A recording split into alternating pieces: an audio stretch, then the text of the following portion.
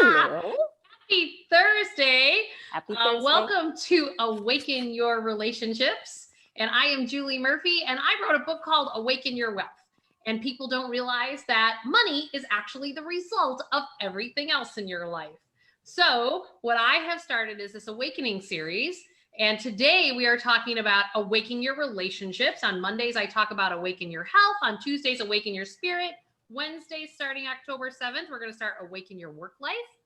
And today, my friend Rita is the expert on relationships because I am the expert on the money side. So Rita, tell them all about yourself. I help women who are in narcissistic and toxic relationships. I help them figure out how to find out who they really are and rise above this stuff and get it out of your life and sweep it out of your life. I know, right? I mean, I was raised thinking that it's like a disease. I know. I was raised thinking that this was the status quo, that the status quo was, you know, that you have bad relationships and you suck it up and you deal with it. And when you get married, you stay there because that's what everyone's done and it's the right thing to do. Especially I was raised Catholic. It's like, don't you dare go outside of the box that we've all always been in for 200 years because this is what we do. Yes, exactly. And you're either a Cub fan or a Sox fan and you don't waver. And it's like all this conditioning to stay in a box. And I was reminded of that last night. I actually had my kids, we were invited over to dinner and someone said to me, they started giggling because I was eating my chicken with a fork and a knife and chicken on the bone. And they're like, yeah, we're just eating our chicken, you know, just get in there. I go, yeah, you know, I had a grandma that like really, you know, I remember it very vividly. I took a piece of beef and I was eating it with my fingers. I was gnawing at it at like 7 years old. And she literally sat me down and gave me knife and fork instructions. And so and he goes, you know, I think it's time for you to start to undo your conditioning. And it's like, sometimes it's just fun to eat with your fingers. Right. And it's really interesting to me because we don't realize what kind of conditioning we have, particularly like in relationships. Mm-hmm. And, you know, and no wonder why, you know, what's one of my favorite restaurants to go to? An Ethiopian restaurant because you eat with your fingers. Ah! So who would have thought that this eating with your fingers thing actually had this like entrapment in my life on me? And I get it. Right. You're supposed to be a lady. You're supposed to do all those things. But we don't realize how much we're staying in things in our life that actually aren't really true for us because of how we've been trained. Yes. You know, and so today I really, you know, we talked about how do we unpack this for people, right? And have them show to see a bright side, that it doesn't have to be this, I'm sad, I'm beat up, I'm a victim. Right. Like, no. Time to find your peeps that help you let your freak flag fly. Exactly. That's exactly it. Instead of trying to fit in someplace where you don't belong. Right. You know, trying to be a square peg in a round hole. I mean, I've always been super dramatic, and I'm in this coaching program. And in this coaching program, most of the people in this program, it's a high level one. They paid like 25 grand a year to be in it. And so I'm, you know, in this program, a year-long program, I'm working with people from Dubai. You know, we've got coaches from, you know, all over the world, right, coming together, and they all look like coaches. You know, they're sitting in their office with the bookcase, with the, you know, and here I am with my colored lights and, you know, willing to flash people if necessary, and I mean, and I'm drama. My Irish Catholic mom, you just said that. Oh, perfect. My mom is Irish Catholic. No, my mom's German Catholic. My dad is Irish Catholic. My mom's actually German Lutheran, but then she converted for my dad and still got crap for it. So anyways, I stand out and I sit there and think, oh, I need to put myself in this box of looking like every other coach. Right. But then you start realizing that that's not who I am. I'm not supposed to look that way. None of us are supposed to look like how everybody else wants us to look. Yeah. We're going to be successful in life and in relationships when we allow ourselves to shine a light on the things that make us cool and unique and different. And if someone doesn't resonate with that, It's not that they're wrong or that you're wrong. It's just that you're not a good fit. Exactly. Mm-hmm. And it's so interesting to me because certainly I remember early on in my career that I was, I had to wear the blue suit. Mm-hmm. Right. I had my interview suit. Oh yeah, I had to wear the blue suit. I just think back in the day when people wore like the men would wear full suits and a top hat to baseball games. Mm-hmm. And my grandmother, she was like a rebel. She would say when pants came out for women, she never wore another dress ever again. And good for her. She died, she wore pants. And I was just like, go grandma. Like she was way before her time, she was right. like, I'm not going to be no old maid and I am not wearing pantyhose anymore. And I'm like, right. Grandma. Right. I remember her teaching me that. So I'm grateful for that kind of subliminal. So I had one grandma that was like, you're sitting here not gnawing on this piece of meat. And the other grandma's going, hang your pantyhose up, honey. You got to wear your own pants. And right. So and talk about, that's life, right? But we have all followed one of those paths or a combination of them. And it's really important for us to look at how does that actually then formulate into our relationships? Like I even can see like in my daughters, like they'll say, Mom, you can't wear that. I go, says who? Well, you're an older woman and you should dress more conservative. I go, where are you getting this shit from? Right, exactly. I'm like, yeah, no, a girl needs to feel fabulous in her clothes, no matter what age she is, despite the fact she's almost 50. And it's like, where are they picking this stuff up? Whether it's YouTube or, about who women are supposed to be. Yeah. And not that, and don't get me wrong, I want my kids to preserve their childhood as much as possible, not grow up too fast. But in the same token, it's these messages that happened to all of us when we were children that are now the basis of why you're staying in relationships that are not healthy. Yes. Why you're not, doing relationships in a way that make you giggle. And being okay with the fact that if it doesn't make you giggle, it's also okay to walk away and choose you. And I just said to a client the other day, and I've noticed this, which is why I've done this Awakening series, is that it does not happen in just one aspect of your life. If it's going on in your relationships, it's going on with your bosses at work. It's going on in your coworkers. It's going on with your siblings. It's going on with your parents, because you are you, and it leaks. It goes out to all those other aspects. And we don't realize how toxic that can be. And I gave this client assignment that had nothing, zero to do with finance. It had everything to do with, you're not letting them be in your vacation home because you don't want them in your vacation home. Right. It's not because there's a good reason. It's because the good reason is you just don't want them there. She goes, well, but then she's going to say, okay, then I'll just come the next weekend. And you say, I'll get back to you on that. And she's like, I can do that? I'm like, yes.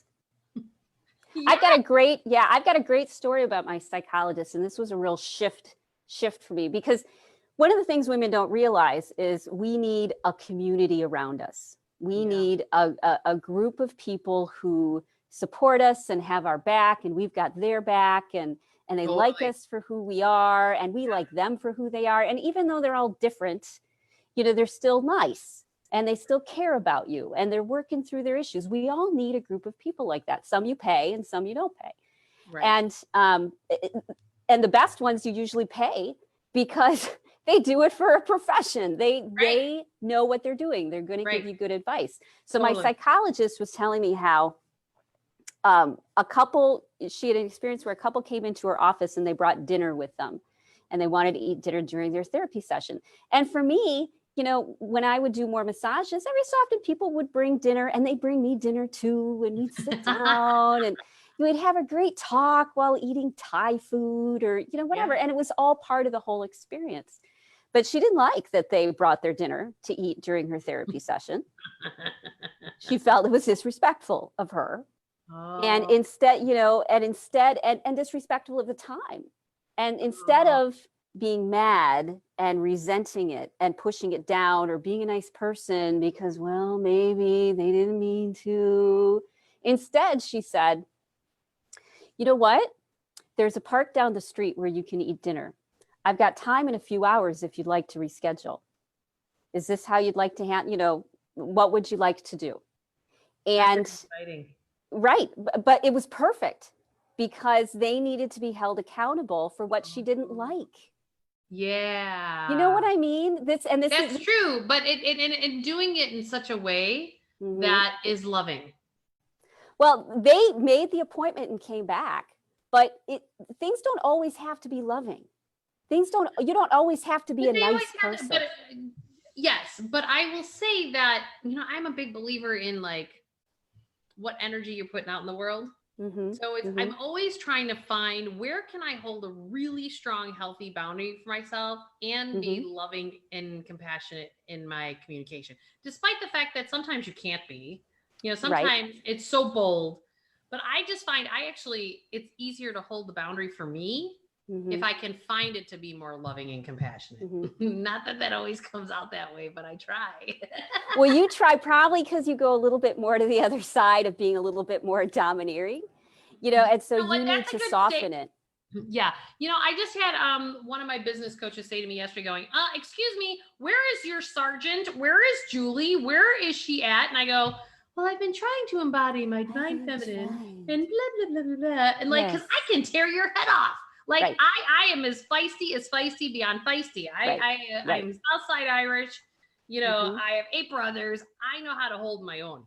And it's so funny because I've been working so much on being, embodying the other side that I've ignored my whole life. Yes.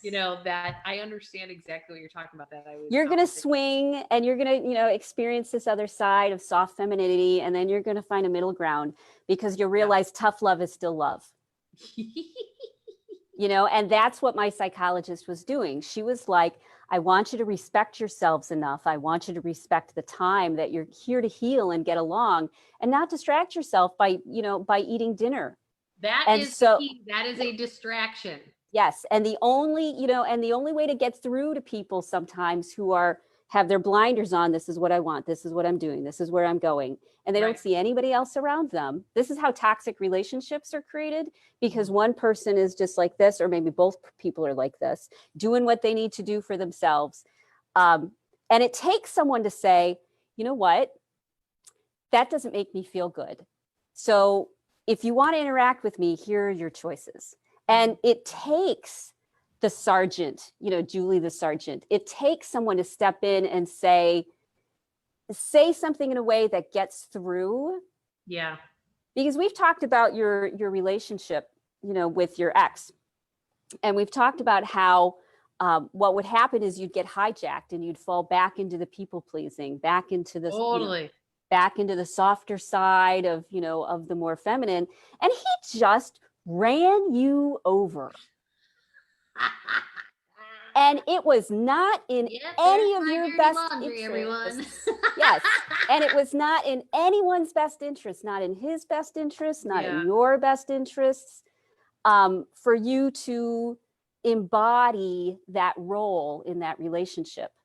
It was just easier. Yeah.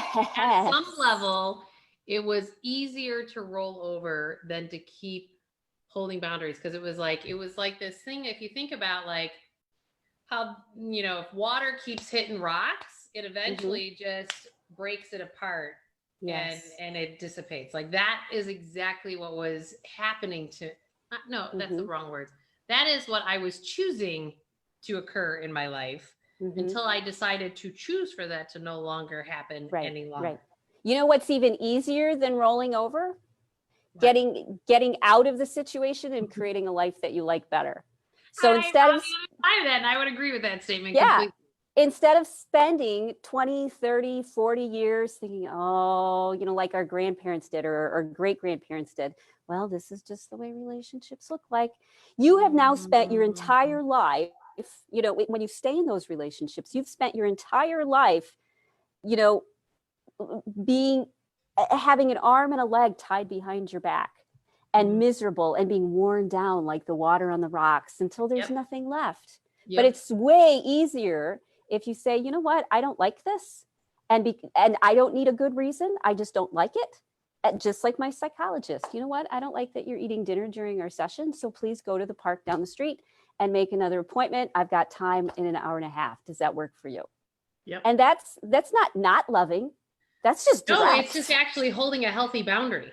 Yes. Yes. But what's interesting to me is when we are in our stuff, our own stuff, we actually then like to blame the other person. Like, who does that person think that they are doing that? You know, I've heard so many people say that. I'm going, no. Like, there's no blame here. This is just about, we're all learning, and this is not okay with me. And if you still value, like your therapist, if you still value coming to me for therapy with this boundary, then I would love to see you at another time. And I remember even being a financial planner for years, you know, my industry has a very negative connotation on it. You know, I would go to networking events and I'd be like, oh, I'm a financial planner. People be like, oh, and they walk the other way because they're afraid they're going to be sold something, you know, because there's so many people in my industry that have sold products that were not in an ethical form. And so people just avoid someone in the finance industry because they're typically more A-type personality, more pushy, more, you know, I'm going to wear you down. More narcissistic. Yep. Yeah. And so it's very interesting that, you know, I willingly, like, I had one of my mentors in the industry said to me, he's like, Jewel, let him just walk away. And he taught me this in my early 20s. And then I started to embody it in my personal life where I was like, yeah, I'm just going to say, you know, it's okay. Here are your options and you decide. And it's funny, every time I train somebody new in my office, they always want to get the sale done. And I was like, no, you need to give this information. And the most important part of how the process is, you let the client just go for 2 weeks. You go, you feel where this lands for you. And then let's come back and have a discussion. Because then they make a decision from an empowered place. Not from a place of being a victim. And it shows up so much for people in their money and their relationship to money. It's very obvious, but that same underlying thing is in your relationships, in your personal life. And it's okay to, like we talk about, like, find your peeps, like find those people that hold that space for you. Find that, you know, like now being in another relationship, it's so different. It's so different. I'm kind of going, wow, this is kind of cool. You know? You know? And you could have been stuck. When I was leaving my marriage, I was like, what the hell? Like, And no blame. It was just not good or bad. It just was. And it's like, okay, I you know, I have 4 beautiful children and I'm grateful for that. And now it's on to the next phase.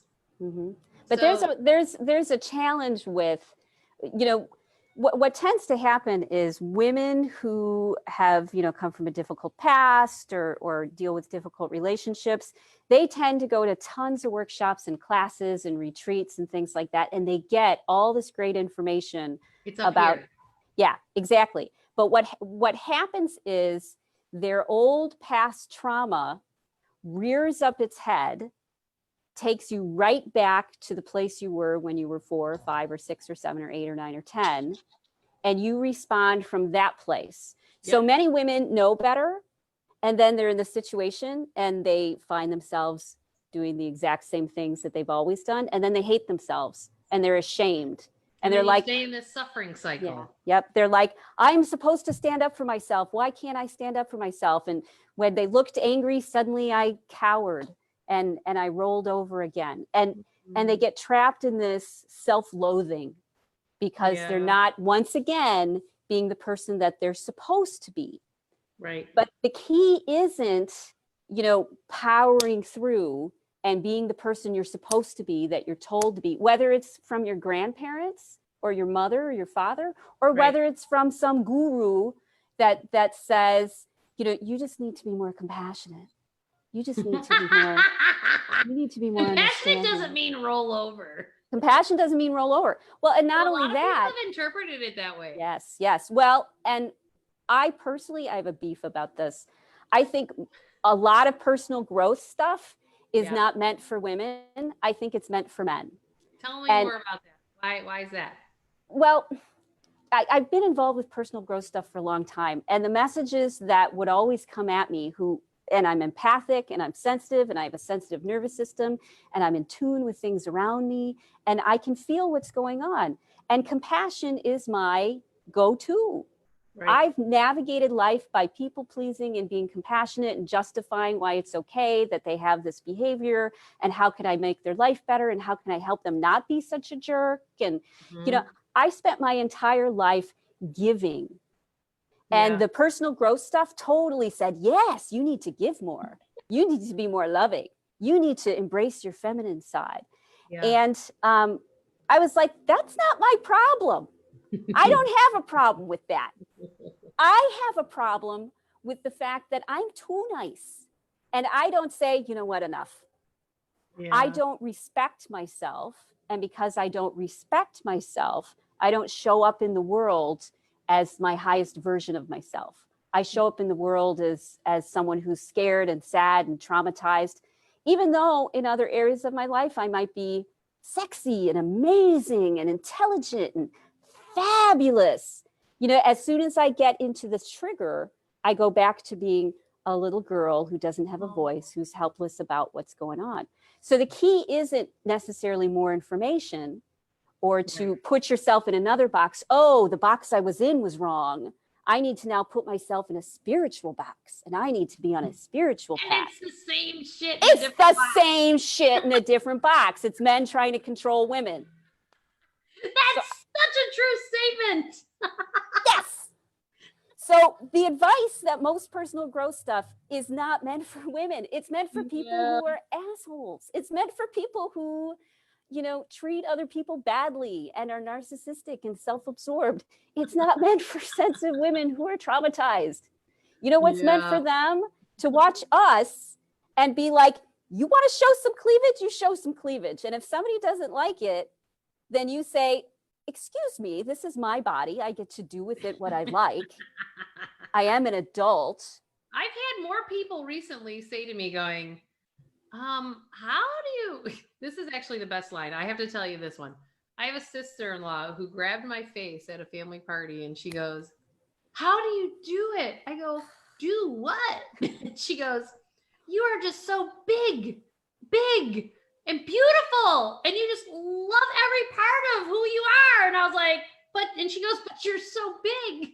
Because she has a body image thing going on. Oh, she wants to know how you're able to be how are you you. Able to do that being voluptuous? Yes. Yes, you embrace it. Right? Because I'm just sitting here going, I've done all this work to be like, this is the version I got. Why not love the shit out of it?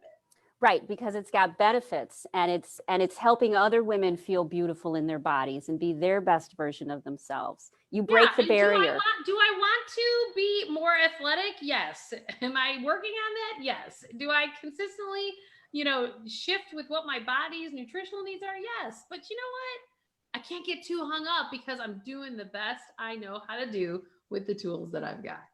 Well, and why not be happy along the way? And let's even get out the word best, because there is no there doesn't even need to be a measuring stick, right? Yeah, let's take the measurement out and just say, you know what, who you are is one of the coolest people on the planet, and and let's embrace that. Let's embrace the idea that every individual has within them this seed of greatness that no one else has. So how can you compare? Right. How can you compare? And you're always trying to be the best version of yourself. There was a phrase that somebody, a really close friend of mine once said, and they said, when am I not being myself? When am I not doing the best that I know how? And when I know better, I will do better. So every moment of every day, we are all doing the best that we know how. We are the best version of ourselves in that moment. At your level of consciousness, right? Yes, yes. Be warm with yourself. Be gentle with yourself. Be okay when you recognize, like I went through an incredible grieving process when I realized what my participation was in my relationship and the reality that it wound up in. Like, right.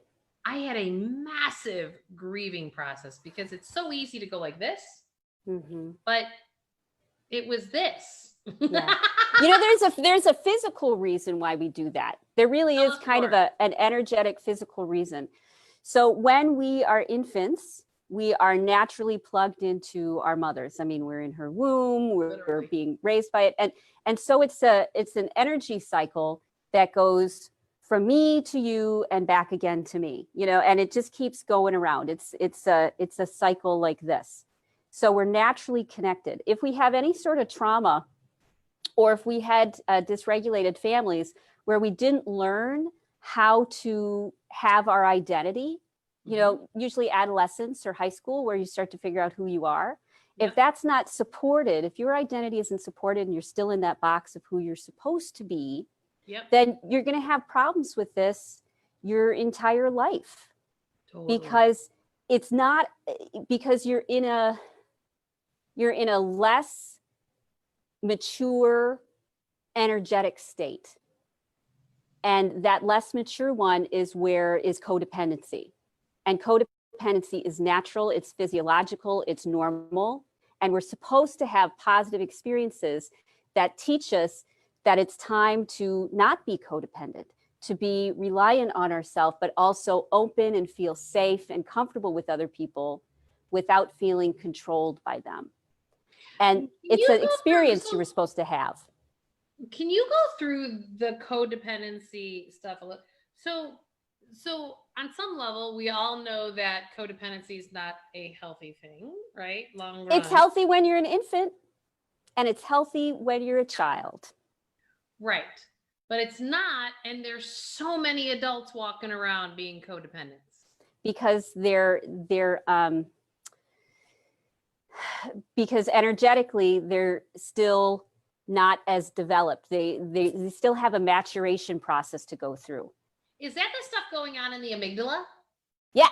Yes, exactly. So what happens is we have these experiences, and many times toxic people have an underdeveloped amygdala, which makes them go crazy fast and quick because it hasn't been strengthened.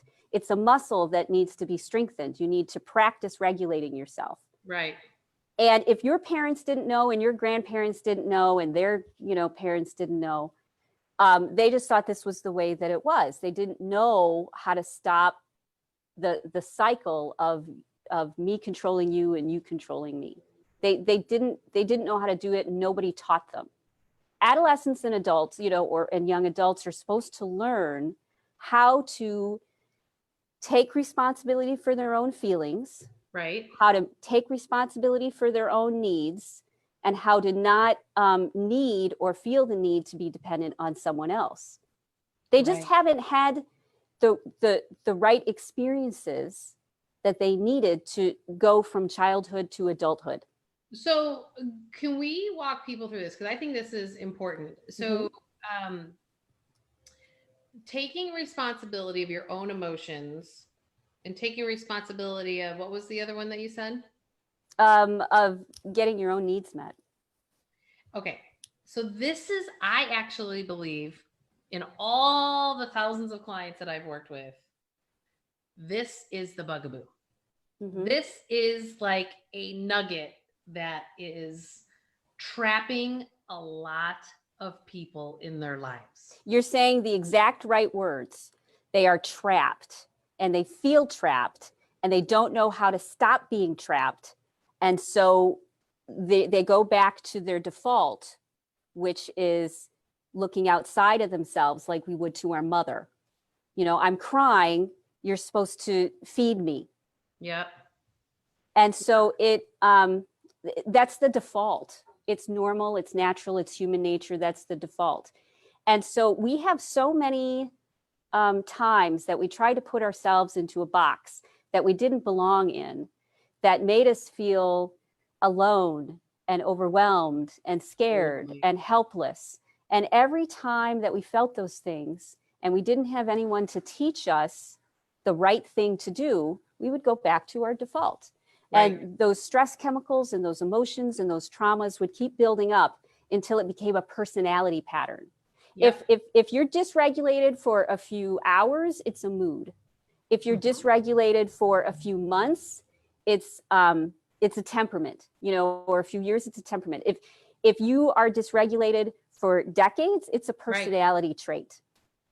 But because it becomes more, it's like laying down track, and every time that you go there, it lays down more track until it feels like it's hardwired in, and you have to sometimes have dramatic experiences to break out of that wiring, to break out of that pattern. Yeah, that's huge. But nobody ever taught us how to manage our own emotions. So the default, so the default was, the only thing I know is that you're supposed to feed me if I cry.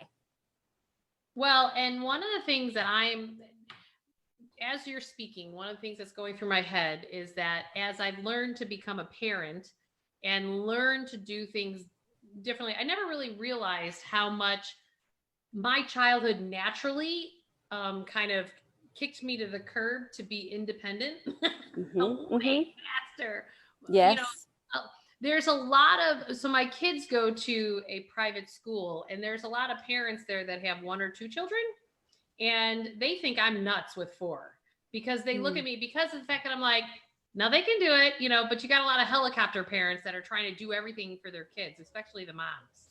Yes. And it's like, that's actually what you're talking about here, going, no, don't be the helicopter, because otherwise you're perpetuating this codependency that will, they will look for their needs to be met from somebody else.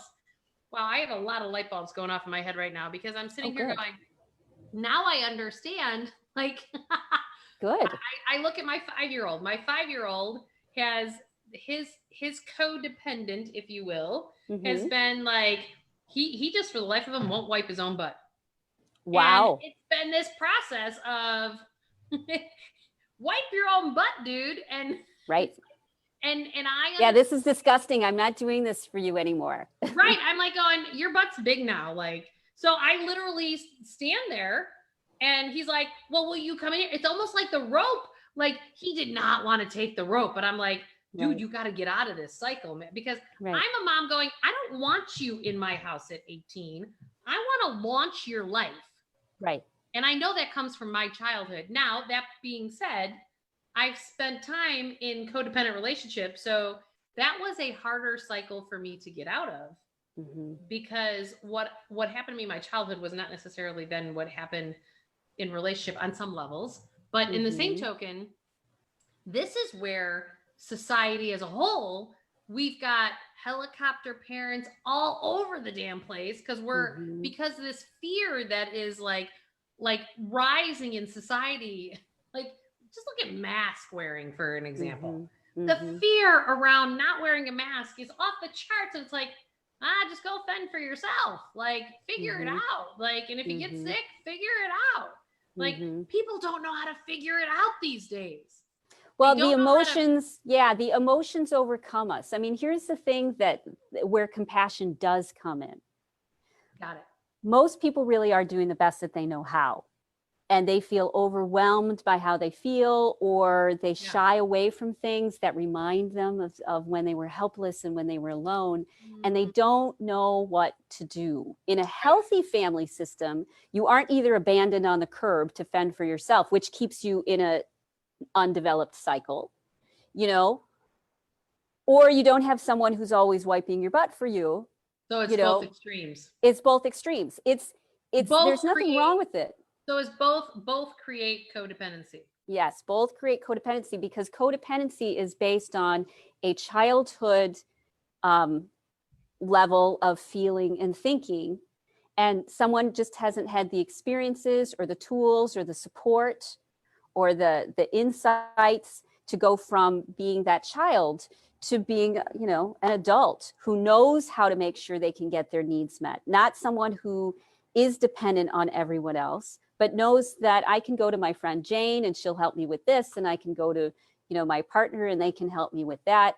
We have to readdress the emotions that keep us trapped in our trauma and making decisions which are not in anyone's best interests. We have to revisit those and learn, how do you manage your own feelings? And you actually have to spend time learning the skills, and there's tools and there's insights, you know, but nobody ever taught you. So let's take the guilt and the blame away and say, you know, just nobody ever taught you. So let's teach you. Absolutely. My biggest line with my kids is, did you learn? Because one of the things my son brought to me last night, we're driving home and my son says to me, Mom, can we talk? I'm like, sure. And I could tell he's like bursting at the seams. And I said to him, I go, what's up? He goes, so I'm feeling all this stuff. And the first thing that made me realize, I go, so are you feeling your stuff or are you feeling everybody else's stuff? He goes, it's other people's stuff. I go, great awareness. I said, so we've talked about this before. How do you let other people's stuff move through you and not land in you? Because he's highly empathic. Yes. And he goes, oh yeah, that's right. And I go, so Tim, one of the things you're going to have to learn, being highly sensitive to everything around you. He goes, is that why, Mom, like I shut down when I'm with a whole group of people and I just shut down? I go, yes. And you disassociate, honey. And you go to another place and you just check out. I go, that's why you're not even having conversations with people.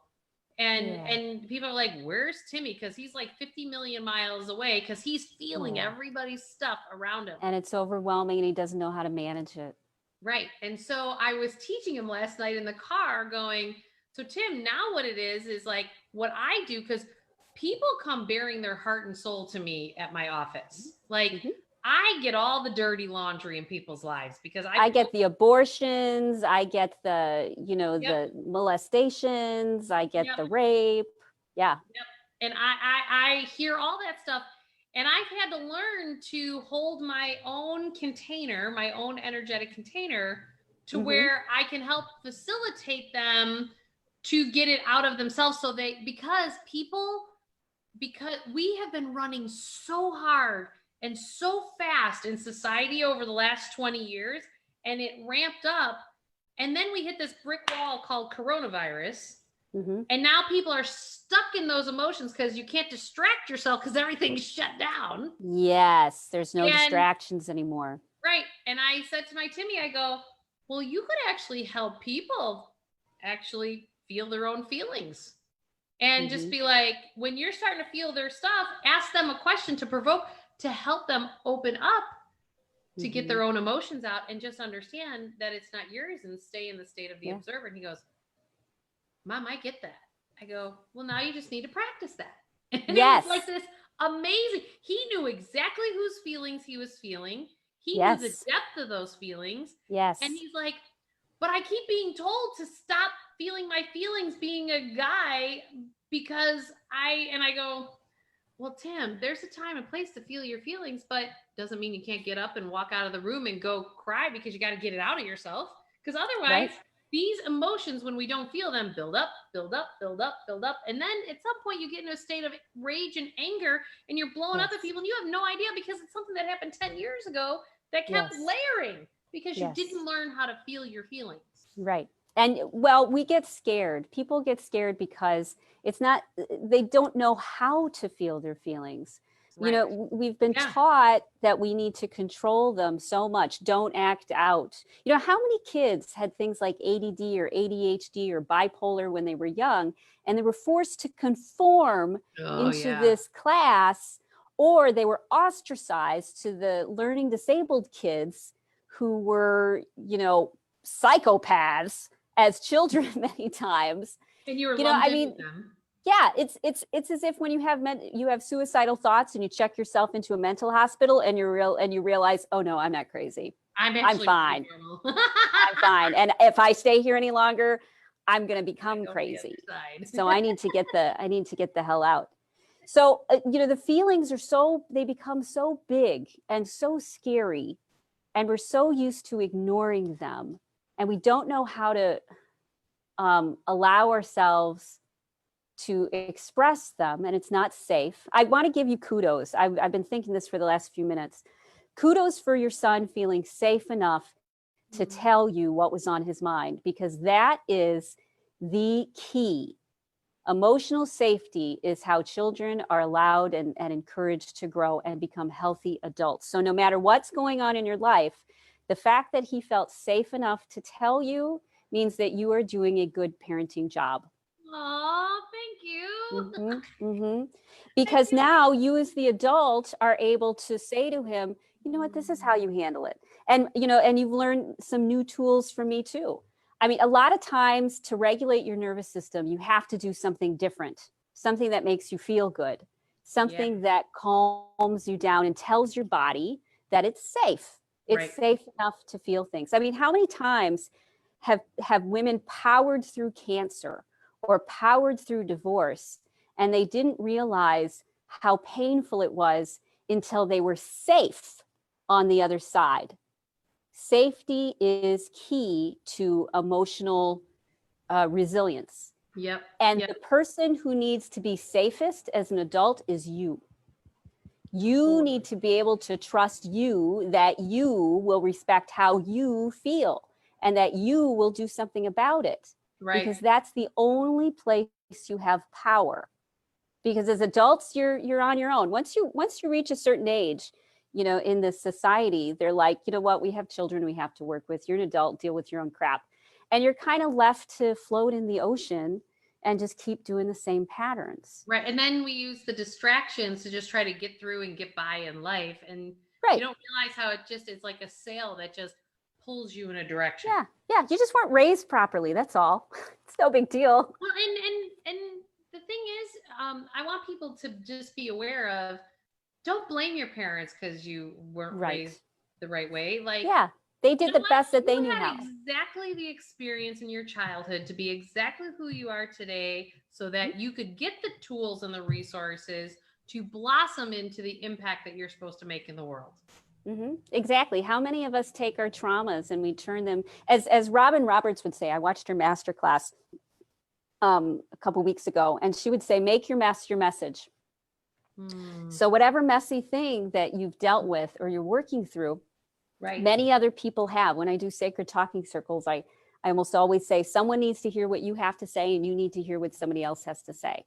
So when you make your mess your message, when that's how you step into the world of helping other people work through the same issues that you worked through, that's how you're being the highest version of yourself. When you do your own work and then you share your wisdom with others. I always say that's let your freak flag fly. Yeah. And if someone isn't the right fit for you, and this is true in business and it's true in coaching, you're not supposed to be with people who aren't the right fit for you, because you can't really help them. There's this is what today's whole topic is about. It's about finding your peeps. It's about finding the people who support more of who you are, versus you feeling like you need to apologize for who you are all the time. Yes. Yeah. And the reason we apologize for who we are is because we're still stuck in that old childhood pattern of natural codependency, healthy codependency, because you're not supposed to have an independent infant. They are codependent. It's just nobody ever taught you how to do it. And nobody was ever safe enough, or had enough insight. I mean, my parents were really good parents. They were caring, loving human beings, but we had a lot going on in our life. There was a lot of stress, a lot of trauma, a lot of dysregulation. Nobody knew how to handle things. My brother was in a nursing home. My sister had health issues. I was a mess, both parents working. It was just the situation. But nobody came to me in school or extracurricular or anything. No one stepped in and said, wow, you seem to be having a tough time. Let me show you what you're supposed to do with those emotions. Let me show you how to handle that. And that's good parenting, is when You recognize there's something going on and you step in and say, you seem to be struggling with this. Let me give you the tools that will help you work with it. Well, and here's the thing. I want people to hear this in terms of if you're a parent and your kids are already in their 20s or 30s or even 40s, guess what? You can teach them how to not be codependent at any age. Any age, any age. I run into this all the time in the financial world where I've got parents that paid their kids' way through college or helped them along their college route. And at 28 years old, the parent still can't get the credit card from the kid. I'm like, what do you mean you can't get the credit card back? You cancel the credit card. Yeah. I'm like, you call the 800 number and say, can you please cancel this account? And that is a sure sign of that you are codependent too much with your kid. Like you're not helping them. Right. You think you're helping them, but you're actually crippling them. Yes, yes. And so what happens, just like with you, when you would go home and you would roll over because it was too much work to stand up for yourself, because you'd have to have this ripping apart and they'd be attacking you. And children are children, even at 28, they'll behave in very childish ways. Parents don't want to deal with the, I hate you and I'm never talking to you ever again. Yeah, I know, honey. I said that to my 9-year-old. She's like, I hate you. I go, I understand. Right. Then she came back 10 minutes later after I held the boundary and she's like, I really actually don't hate you, Mom. I'm like, yes, I understand that. She's I go, can we just not go through that process again? Like, I said this on my Burning Man presentation. It was hilarious because, I get on a roll, and when I get on a roll, I can be a little, snippy and a little sarcastic. I'm Irish Catholic, so passionate, a little loud. I don't always think before I talk. I'm like, I'm intuitive. I understand. That sometimes, I'm not the nicest person. So, I was doing these regulation things with the women who come on, and there was one guy who was a moderator. He was moderating the whole meeting. And I was talking to him, and I said, I don't want to hear your story. I just want you to regulate your nervous system. I don't want to hear about your sad story. I don't want to hear about how your girlfriend from 8 years ago reacted in a car because you were at the airport, because you were in a bad mood. That's a really great point. Like, we hook to these stories. And when you can start to recognize that you're in your stories, like if you're one of those women, and women do this, men not so much, but women pick up the phone and tell 50 people what just happened. Right. If you're calling somebody up on the phone after you're experiencing something and you're picking up the horn to call somebody and tell them about it, to process your shit, don't. Just go for a walk instead. Don't. All you need to do, because here's what's happening. You are energizing more of that to happen in your life because you're calling 50 million people to reason it out. Because you're trying to reason it out. You're not feeling what actually just happened to you. Yes, you're not staying present with it. And what's going to happen is in 20 years, you're still going to be pissed off about that thing that somebody did.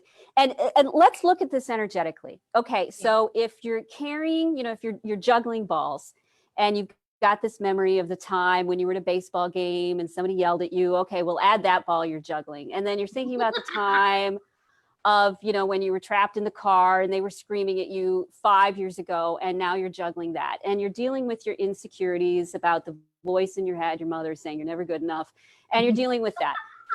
You are juggling 20 balls. How the hell are you supposed to live your dreams when you are spending so much mental and physical energy dealing with shit that happened, maybe not even in your lifetime, to your parents and their parents' parents? Let's stop reinforcing. And let's start doing what we're supposed to do, which is what you've been teaching your children. Pause, regulate yourself, and then come back and see where you're at. Because as long as you are angry, hurt, sad, frustrated, guilty, you are in a dysregulated state. And the only way to stop feeling controlled by someone else is to learn how to regulate your system so that you don't feel crazy. Yep. It's like my son even said to me, I said, you know, we're going to stop using electronics during the school week. And they were just like, what? Because I'm finding that in the processing of post-divorce, my children are just consuming themselves into electronics. Yes. And that's just them trying to disassociate to the world as opposed to feeling what's actually going on as we're moving forward. And my son said to me, the same one in the car, he said, Mom, so can I just make up then on the weekends the number of hours that I use electronics so I can still have the same number of hours? I go, no, you're supposed to be spending your life doing something entirely different. Well, what that told me is he's terrified to go into those places that he's been hiding out with electronics on. And I know it because he's the oldest and he's got the hardest time, you know? And so again, you know, as the world turns, right? And like just to keep unpacking it and unfolding it. And because I want to make sure that these patterns don't go to the next generation. That is the thing that has drove me since the get-go of why I'm doing what I'm doing, because I am going to interrupt the cycle so that generationally it doesn't keep going. Yeah, because people live their entire lives dysregulated.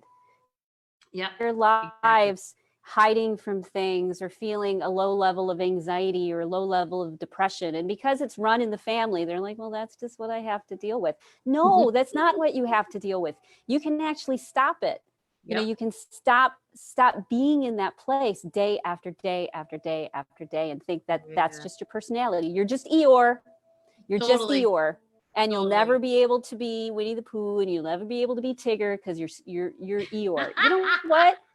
Maybe your grandmother was Eeyore, but you don't have to be. You don't have to stay in that place of sadness. But if we don't know how to do it, or the emotions are too big, and we don't have someone to help us feel safe enough, then we just continue the pattern. You actually have to reach out, get help.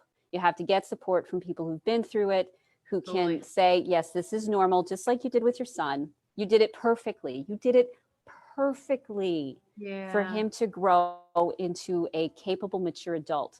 Because this, you know, his dad is not the first narcissist that he's going to be involved with. He's going to be surrounded by them in a world that is self-absorbed. Well, and I have so many people that have so many different opinions about how I'm handling this with my kids. And I just really feel like the best thing that can happen out of all of this for my children is that me, my kids, and him all thrive on the other end of this. That is the best version of everything. And that is the container and the intention and everything that I am holding. And I have people that'll be like, how could you do that after he filed a lawsuit against you for child abuse, for taking him to Sedona? And I'm like going, I don't care about the noise. That to me is noise. To me, it's about, I want to hold the intention that we can all thrive. I don't know. I to this day, I have no idea how we get there, but we're walking that process. We are getting there. We are walking through that, all of that. And that's good. That's really good. And and who knows where it's all going to land, you know? But it's gonna be okay. It's going to be okay because this is life. That's exactly it. They are learning life skills and life lessons, no different than all of us going through this coronavirus stuff. Like yes, the world shut down. Yes, we were all sitting in our stuff. But guess what? It allowed the space that we were not giving to ourselves before to really heal what needs to be healed. Yes. And that's why there's all this turmoil going on right now, because it looks like it's all falling apart, but it's really actually all falling together. Yes, because this is the natural cycle that happens. We can really only handle inner conflict and dysfunction for so long before it crashes and we have to deal with it. You know, life does have ups and downs. Your heart, my husband's been having heart procedures over the last few years, actually, and 2 more recently. And I've really learned that heart rate variability is what makes you healthy. It's not that your heart rate always stays the same. It's that it can handle the ups and downs of life. Yeah. Yes, it can handle the ebbs and flows of life. And in fact, it's healthier for it because it's got more resiliency. If we keep trying to control things and make everything the same, we're going to die early and probably of heart problems because our heart is not strong. It's not strong and able to handle the ups and downs. So your good parenting, good coaching is about helping people learn the skills that they were supposed to learn when they were growing up, but didn't. So now they need to play catch up. That's really all it is. And I think it's super important for us to, this is where find the community, find the peeps, find those that are going to support what it is that you want to create in life. And if you're not sure, does it make you giggle? It really is that simple. You may not logically understand why you're with that group at this time or these people, but it makes you giggle and gives you that shit ass grin on your face. Like, you're like, okay, this is worth it. This is worth it. But it's kind of like to go back to the story of my psychologist, she didn't want to spend every session for the next 3 months with them coming and eating dinner and being pissed off. She wanted to know early on. Narcissists are like this too. They want to know early on whether you're going to let them manipulate and gaslight and take advantage of you. They're testing those things early on because they're finding out whether you're the right fit or not, whether you're compatible with their psychosis or not.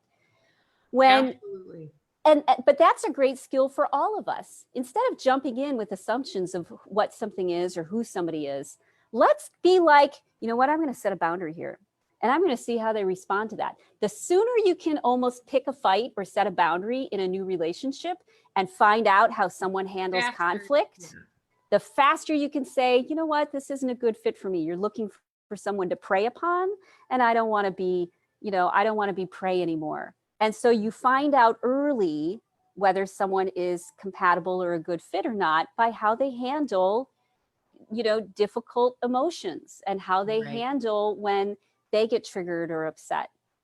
Right. Well, and I think what's super important is that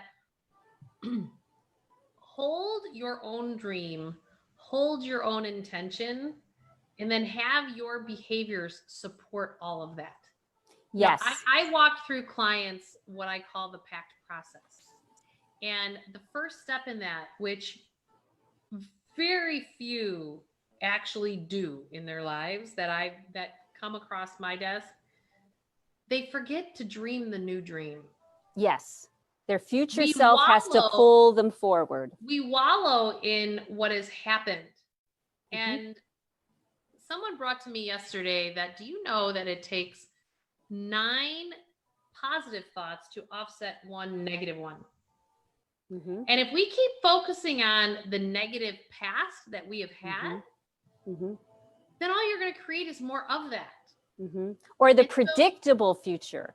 If you keep focusing on the predictable future, Joe Dispenza talks about this. We spend so much time either thinking about the past or obsessing about the predictable pattern of the future, based on the past, that we don't create anything new. We actually have to stop obsessing about the past or the predictable future and just be present with what's going on right now. And that's the place that you get to create a new reality, not someplace else in the timeline, but right here. And that's when you can imagine and laugh and have passion and start to dream, the impossible dream. And you will become that. You will become that because you are creating it in the moment. It's beautiful. So Rita, those people who are having some challenges in relationships, how do they get a hold of you? Well, they can find me on Facebook. I do live streams Monday through Friday every morning at 7:30 in the morning, Central Standard Time. So you can look up Rita 𝐀𝐻 and you'll find all sorts of things attached to me. Or you can go to my website. Right now it's inspiremassage.com, but within the next few weeks, it'll be 𝘰𝐻ickmancoaching.com. And just send me a message, send me an email, put up a flare, you know, send me a red flag. And if I don't respond immediately, send me another one, because I'm here to help them get out of the patterns that have kept them trapped in dysfunctional relationships and help them create new patterns that bring them all that romance and love and joy that they were promised in all of the trashy romance novels with Fabio on the front that said, somebody's going to come in and sweep you. I want to feel that. That's what I want to feel. You can create it, but on your own terms. Yeah, that's beautiful. That's beautiful. Well, and by all means, everybody, you can come to juliemurphy.com as well. And I look forward to Monday morning is our next Awaken with Your Health. Or Tuesday is Awaken Your Spirit. And next Thursday, we're here again at 9 a.m. Central for Awaken Your Relationships. Excellent. Thanks, everybody. Thanks, everybody. Thanks, Julie. Bye. Bye.